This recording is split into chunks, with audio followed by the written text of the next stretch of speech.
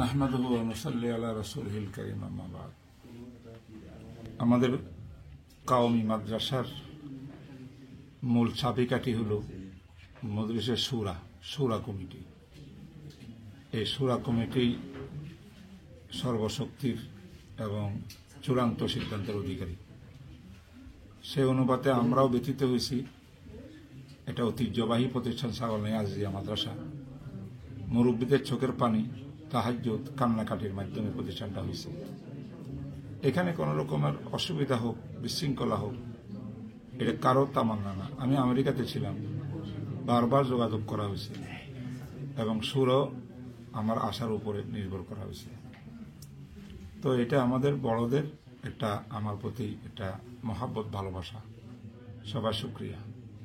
আজকে আমরা আসিয়া সবকিছু প্রথমে আমরা প্রত্যেকটা বিষয় আমরা শুনেছি কি কি ঘটেছে এবং প্রিন্সিপাল সাহেবের বক্তব্য, অভিযোগ সব আমরা কাগজে নিয়েছি। তারপর কপিল সাহেব যিনি মোতাওয়াল্লি, ওনারও সমস্ত অভিযোগ কাগজপত্র আমরা নিয়েছি। ছাত্র যারা আন্দোলন করছে বা তারা ব্যতীত, আবার আন্দোলন করলেও আমাদের ছাত্র আলহামদুলিল্লাহ আন্দোলন যখন প্রয়োজন তখন করছে, বাকি আগে পরে তারা পড়াশোনায় ছিল, কিন্তু তারা এখনো বিশৃঙ্খলা করেনি। এদের বক্তব্য আমরা পরবর্তীতে প্রথমে লিখিত আকারে নিয়েছি। এরপরে যখন মিটিংয়ের লাস্টে তাদেরকে সামনে আনিয়া নসিহতমূলক কিছু কথা বলার জন্য আনছি, এর পরিপ্রেক্ষিতে 2-4টা কথাও আমরা তাদের থেকে নিয়েছি। সব নেওয়ার পরে আমরা এটা বলতে পারি সংক্ষিপ্তভাবে যে আমরা নিরসনের পথে প্রায় আগাই গেছি আল্লাহর রহমতে। এমন কোনো জটিল বিষয় এখনো এরকম নাই যে এটা সমস্যা হবে না। তো সমস্যা সমাধানের বিষয়টা আমরা একদম আগাই গেছি। তবে 2-1টা বিষয় আজকে পারি নাই। এটার জন্য আমরা সাব কমিটি করেছি। 2টা সাব কমিটি হয়েছে। এই সাব কমিটিগুলো আমরা বড় সমস্যা যেটা, যারা বহির্গত যারা এখানে আসিয়া কিছু সমস্যা করছিলেন, সে ভাইদের কাছে, হেরো আমাদের আপন, হেরো প্রতিষ্ঠানের খাতিরে তাদের সঙ্গে আমরা একটা বৈঠক করে ভুল বুঝাবুঝিটা নিরসন করে আমরা চাই তাদেরকে আপন বানাইয়া প্রতিষ্ঠানকে সামনে নিয়ে যাব। আমরা এই সিদ্ধান্ত আমরা করেছি, বা কাজটা এখনো করি নাই, কাজটা আমাদের হয়ে গেছে।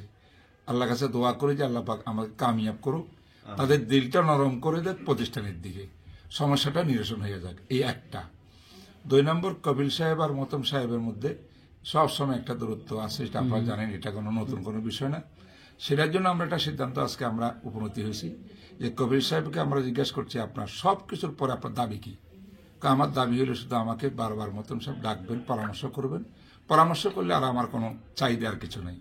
আমরা এটাকে ওয়েলকাম জানাইছি, ফার্স্ট ক্লাস, ঠিক আছে। আমরা মহতম সাহেব বলে দিছি, মহতম সাহেব, কপিল সাহেব এবং ভাইস প্রিন্সিপাল সাহেব, সাতবাড়ি হুজুর, 3 জনের কমিটি, তারা 3 জনে পরামর্শ করে করে বসে যে কোনো মাদ্রাসার কাজ করবেন। তাইলে কবির সাহেবের যে দাবিটা ছিল সেটা রক্ষা হইল, আর তাদের মধ্যে দূরত্ব কি কমে গেল।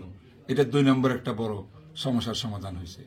3 নম্বর, ছাত্র ভাইদের যেগুলো ছিল তাদেরকে ডাকিয়ে আমরা বলে দিছি তোমরা পড়াশোনা করো, তোমাদের কাজ হলো পড়াশোনা করা। এইগুলো আমরা সুরে দেখতেছি। আমরা এটার জন্য তদন্ত করা, কমিটি করা, যা করার সবকিছু করব প্রতিষ্ঠানের স্বার্থে। এই প্রতিষ্ঠান রক্ষার জন্য শপথ করে আমরা সুরের মেম্বার হয়েছি। সুরের মেম্বার হওয়ার অর্থই হলো প্রতিষ্ঠানের জন্য সবকিছু করা, কোনো ব্যক্তি বিশেষ জন্য করা না। সেইটা আমরা ব্যক্ত করেছি এবং ছাত্ররা আমাদের সঙ্গে ওয়াদা দিয়েছে তারা পড়াশোনা করবে, সুন্দর করে চলাফেরা করবে, কোনো বেয়াদবি, কোনো রকমের কারো বিরুদ্ধে কোনো কথাবার্তা এটা কিছুই করবে না।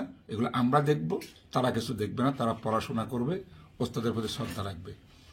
একজন ওস্তাদের ব্যাপারে আমরা বাধ্য হয়েছি এটা করার জন্য যে ওনার কিছু বিষয় এমন আসছে যেটা আজকে আমরা এটা তদন্ত করতে পারিনি। তো তদন্ত কমিটি করছি, তদন্তকালীন সময়ে সেই ওস্তাদকে আমরা আপাতত প্রতিষ্ঠান থেকে আলাদা থাকতে বলছি। সাময়িক অব্যাহতি আপনি থাকেন, আমরা তদন্ত করি, তদন্ত সাপেক্ষে প্রমাণিত যদি হয় যে আপনি দোষী না, তাহলে আপনি আগের মতো বহাল থাকবেন। যে দোষী প্রমাণিত হইলে আমরা সিদ্ধান্ত নেব যে আপনি আর এরকম একটা বিষয় আর কি। তো এইভাবে আমার মনে হয় প্রত্যেকটা দিক আমরা চেষ্টা করেছি, এই দিকে আমরা একটা সিদ্ধান্তে উপনীত হওয়ার জন্য। এই হলো আমার আজকের মোটামুটি মিটিংয়ের সিদ্ধান্ত